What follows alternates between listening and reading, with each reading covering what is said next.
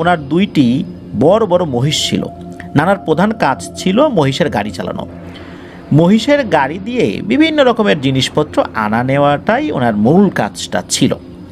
মাঝে মাঝে প্রায় সারাদিন নানা মহিষের গাড়ি চালাতেন। এজন্য দিনের বেলা মহিষগুলোকে ভালো মতো খাবার দিতে পারতেন না, মহিষগুলো ভালো করে খেতে পারতো না। এজন্য এই মহিষগুলোকে রাতের বেলা খাওয়াতে হতো। রাতে ওই মহিষগুলোকে খাওয়ানোর জন্য নানাকে এই মহিষগুলোকে নিয়ে ঘাসের যেই জায়গাগুলো রয়েছে, ক্ষেতগুলো রয়েছে, সেখানে যেতে হতো। তো মহিষগুলোকে খাওয়ানোর জন্য নানা ওই মহিষগুলোর সাথে সেই জমিগুলোতে যেতেন। মহিষগুলোকে ছেড়ে দিয়ে নানা আশেপাশে কোথাও শুয়ে অথবা বসে থাকতেন। এরপর মহিষগুলোর খাওয়া হয়ে গেলে ফজরের আজানের কিছুটা আগে বা পরে উনি বাড়িতে ফিরতেন। কখনো কখনো গভীর রাতেও ফিরতেন। তারপর উনি কিছুক্ষণ ঘুমাতেন, মহিষগুলোও বিশ্রাম করতো, ঘুমাতো। এরপরে একটু বেলা করেই বাড়ি থেকে বের হতেন। তো এরকমই একবার নানা মহিষগুলোকে রাতে খাওয়ানোর জন্য বাড়ি থেকে বেশ কিছুটা দূরে, প্রায় 2 থেকে 3 কিলোমিটার দূরের একটি জায়গায় যান। নানা রাতে যাওয়ার সময় 5 ব্যাটারির একটি টর্চ লাইট সাধারণত নিতেন, ওই রাত্রে উনি নিলেন। ঘটনাস্থলে যাওয়ার পর নানা মহিষগুলোকে ওই ঘাসি জমিটি ছেড়ে দিয়ে পাশে কিছুটা দূরে ক্ষেতগুলো থেকে কিছুটা উঁচু একটি জায়গায় গিয়ে উনি বসেন। তো জায়গাটির বিবরণটা আমরা একটু দেই। সেখানের 3 পাশেই শুধু ক্ষেতের পর ক্ষেত, আর এক পাশে একটি বড় ঘন জঙ্গল ছিল, আর মাঝের একটি জায়গা উঁচু ছিল। সেখানে একটি অনেক পুরনো বট গাছ ছিল। তো নানা সেই গাছের সাথে হেলান দিয়ে বসেছিলেন। নানার আবার বিড়ি খাওয়ার খুব ভালোই অভ্যাস ছিল আর কি, মানে বিড়ি খাওয়া ছাড়া এক মুহূর্তই থাকতে পারতেন না। ভালো অভ্যাস বলতে বদ অভ্যাস আর কি।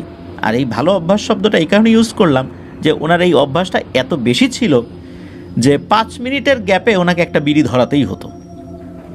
তো উনি বসে বসে বিড়ি খাচ্ছিলেন আর মহিষগুলোর প্রতি লক্ষ্য রাখছিলেন। তো ঘন্টা দেড়েক বসে থাকার পর, সারাদিন তো আসলে গাড়ি চালিয়েছিলেন, শরীরটাও ক্লান্ত ছিল, তো ওই ক্লান্ত শরীরে চোখগুলোতে ঘুমের একটা ভাব চলে আসে। তখন রাত আনুমানিক 1:30 কি 2টো হবে, নির্দিষ্ট করে বলা যায় না, আনুমানিক সময় আর কি। হঠাৎ নানা ঘুমের চোখে লক্ষ্য করেন যে জঙ্গলের পাশ থেকে একটি আলোর মতো কিছু একটা ধীর গতিতে ভেসে ভেসে আসছে। নানা চিন্তা করেন এত রাতে এইরকম জায়গাতে কেই বা আসতে পারে। নানা ভেবেছেন হয়তো বা ওনার মতোই কেউ তার গবাদি পশু নিয়ে আসছে সেগুলোকে ঘাস খাওয়ানোর জন্য।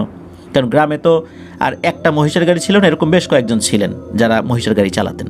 তো তাদেরও তো একই সমস্যা, তাদের মহিষগুলোকে দিনের বেলা খাওয়াতে পারতেন না, তো ওই কারণে হয়তো বা নিয়ে আসছেন। কিন্তু নানার ভুলটি তখনই ভাঙে যখন নানা দেখেন যে ওই আলোর মতো জিনিসটা তার কাছাকাছি চলে এসেছে আর কি। তো চাঁদনি রাত হওয়ায় চারপাশ ভালোই দেখা যাচ্ছিল। নানা তখন দেখতে পান যেটাকে উনি এতক্ষণ একটি সাধারণ আলো ভেবেছিলেন, ওটি আসলে একটি আগুনের বলের আকৃতির মতো কিছু একটা। নানা রাত বিরাতে বাইরে থাকতেন, তো তাই এই রকম ছোটোখাটো ভয়ের ঘটনার সম্মুখীন কিন্তু উনি এর আগেও অনেকবার হয়েছিলেন। তেমন খারাপ কিছু হয় নাই। তো ওই জিনিসটা আস্তে আস্তে নানার বসে থাকার জায়গার উপরে এসে ঘুরতে থাকে। নানা আবার কি করেছেন, এই বিষয়টাকে খুব স্বাভাবিকভাবে নিয়েছেন। আর একটা কাজ করেছেন, সেটা হলো দাঁড়িয়ে ওই জিনিসটার দিকে তাকিয়ে তুচ্ছ তাচ্ছিল্য করে অনেক কথা এবং গালিগালাজ করতে থাকেন। তো আব্দুল খালেক নানা বলতে থাকেন, এই বেটা তুই যে কে আমি খুব ভালোভাবেই জানি।